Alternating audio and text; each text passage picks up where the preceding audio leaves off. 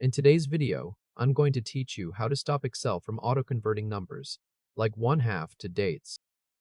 Open Excel, and on the Start screen, click Blank Workbook to create a new empty sheet. Once the workbook opens, click cell A1 in the grid. This is where we'll show the issue first, and then fix it using the correct cell format. In cell A1, type 1/2, then press Enter. After that, click back on cell A1. You'll see that Excel has changed the value into a date, something like 2 Jan. If you look at the formula bar, it shows 1/2/2026, or the current year on your system.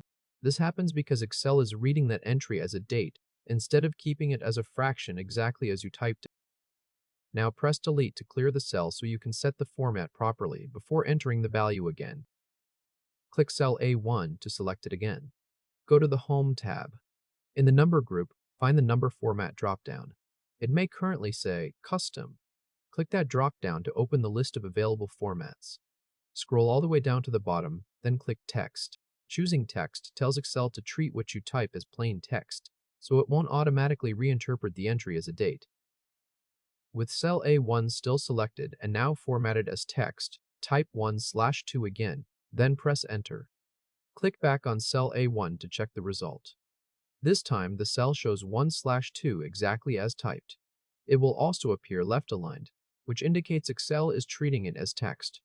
If you look at the formula bar, it also shows 1/2 with no date conversion. That's the full fix. If this helped, hit like and subscribe for more quick tutorials. The key part is setting the cell format to text before typing the number. Once that format is in place, Excel keeps the value exactly as entered instead of changing it into a date.